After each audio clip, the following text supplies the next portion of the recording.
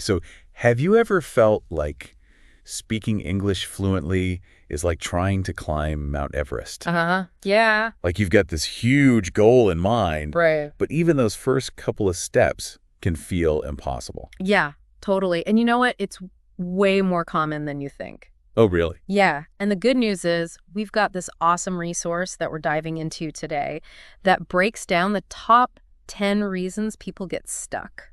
That's great. It's Yeah. like having a guide Yeah, to get us to the top. exactly like a Sherpa.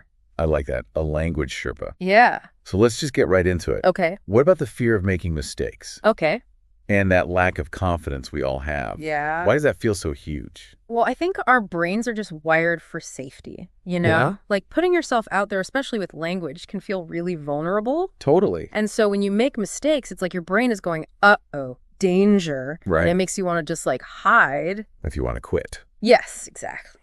But how do we change that? Because our source today makes it very clear that mistakes are just going to happen. They are part of the process, absolutely. Uh. And you know what? Neuroscience even proves this. Really? Yeah. So every time you make a mistake, your brain is actually making these new connections. Mhm. So it's really learning and growing, even if it feels super awkward. That's so interesting because it really is like a brain workout then Yeah, when you're making those mistakes. it is. But how do we get over that fear to even start making those mistakes in the first place? I think starting small is a really good tip. Okay. The source mentions things like practicing with language apps, Oh, yeah. or even just talking to yourself Right. in English, which might feel a little silly, Yeah. but it really helps to build that confidence. Yeah, you're kind of getting warmed up Yes, exactly. before performance. Yeah, like a little rehearsal. Yeah. Yeah. And speaking of performance, Okay. I think vocabulary is something that trips a lot of people up. Yeah, it's a big one. It feels like you need to know every single word All the words. Yeah. before you can even open your mouth. Right, and it can feel really overwhelming. Right, like you just open the dictionary and you're like, nope, I'm done. Forget it. Yeah, exactly. But you know what? I think our source makes a really great point, Okay.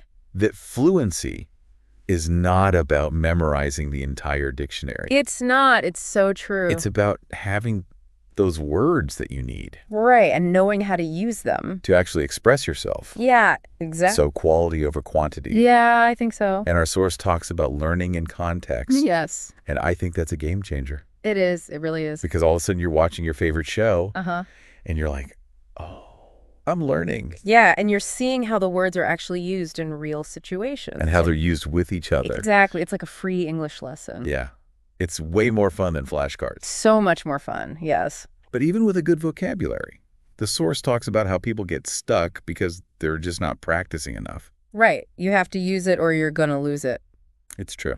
It's like any skill, right? Yeah. If you don't keep practicing, you're not going to improve. So we need to find those language partners. Yes. We need to actively look for those opportunities to speak. put yourself out there. Put yourself out there. Yeah. Get uncomfortable. Yeah. Make it a habit Yes, make it part of your routine. instead of a chore. Exactly. Which brings us to grammar. Ooh, grammar? I think we've all felt that grammar paralysis. Oh my gosh, yes. Oh, When you're so scared of getting it wrong you just freeze up. that you just don't say anything. Yeah, it's that fear of sounding silly or stupid. Right. And I think that's where the advice from our source today is just so valuable. Okay, what is it?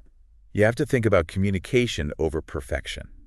Ah, that's so good. So when you're first starting out, Yeah. it's more important to get your message across than to worry about every little grammar rule. I love that. Right. Yeah. So, Focus on the fluency first, okay. and then those finer points of grammar will come later. It'll all fall into place. Yeah.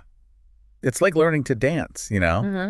You don't start by trying to do every single step perfectly. Right. You kind of just learn to feel the music and move your body. Right. You get the flow. Yeah, and then as you get more comfortable, you can start to refine your technique.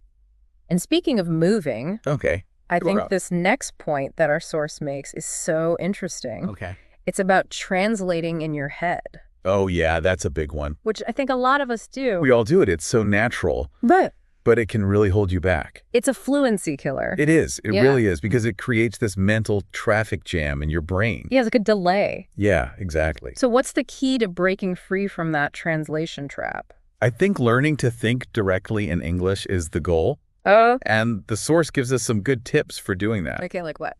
Like journaling in English? Or even just like narrating your day in your head? in English. Oh, that's a good idea. It's like creating this little English world inside your mind. Right, so you're kind of surrounding yourself with the language. Exactly. Even when you're not actively speaking it. Yeah. And the more you do it, the easier it will become. So you're kind of building up that muscle. Yeah, you're training your brain to think in English. That's great. And speaking of input, Okay. the source also talks about the importance of active listening, Yes. which is not just about understanding what you're hearing, Right. but it's about training your ear, Yes, it's about absorbing the sounds of the language, the rhythm. the intonation, Yeah. the stress patterns. And I think the more you expose yourself to English, Yeah. the real world, Uh-huh. the more naturally you start to speak it. Exactly, because you're getting used to how it actually sounds. Right. You're kind of picking up on the music of it. Exactly. It's like immersing yourself in a culture. Yeah. You know, the more you experience it, the more familiar it becomes. And it's not as intimidating, Right. It just starts to feel natural. which brings us to consistency. Yes. I think our source today makes a really great point that fluency is not something that happens overnight. It's a journey. It's a journey and you have to work at it. The process, yeah. You got to make it part of your life. Make it a habit. Make it a habit, exactly. Yeah, not just something you do once a week in a classroom. Right, like how can you sprinkle a little English into your day? Yeah, little things here and there. Maybe listen to a podcast on your walk. Uh-huh. Or switch your phone settings. Ah, I like that. Get creative. Yeah, find ways to make it fun. And lastly, I want to talk about two hurdles that kind of go together. Okay. Pronunciation Yeah, and motivation. I've definitely had my fair share of pronunciation mishaps. Oh, we all have. It's part of the fun. It's part of the learning process, right? Exactly. And you know what? Our source reminds us that there are so many resources available now. Like what? Online pronunciation guides, Oh, yeah? apps that let you record yourself and compare it to native speakers. Oh, that's so cool. It's amazing. Yeah, I love all the technology that we have available Me too. It's so helpful. to help us with that. Yeah. And then with motivation, I think it's so important to set goals. Goals are key. Because if you don't have that destination in mind, Yeah. it's easy to get lost along the way. Absolutely. And the source suggests setting specific and achievable goals. Okay. So instead of saying, I want to be fluent, which is kind of vague, Right? you could say, I want to be able to order food in English confidently. Okay. Or I want to understand my favorite movie without subtitles. That's great. Something that you can actually picture yourself achieving. Those are great goals. And I think most importantly, you have to remember your why. Your why. Yeah. Like, Right. why is learning English important to you? Yes. Because that's what's going to keep you going when things get tough. And it will get tough. It's a journey. It's a climb. But it's so rewarding. So we've covered a lot of ground today. We have. And I think the main takeaways are that mistakes are our friends. Yes. Practice is key. Keep practicing. And we need to find the joy in the process. Make it fun. Make it fun. Yeah. Exactly. So I want to leave you with this thought. Now that we talk about all these hurdles, Yeah. which one resonated with you the most? Where are you feeling stuck? Yeah. And what's one small step that you can take to get you closer to that fluency goal? I love that. Remember, every step is a victory. It is. Go out there and speak your heart out. Yes. We're cheering you on We are. every step of the way. You got this. You got this. Have fun. Have fun. Bye. Bye.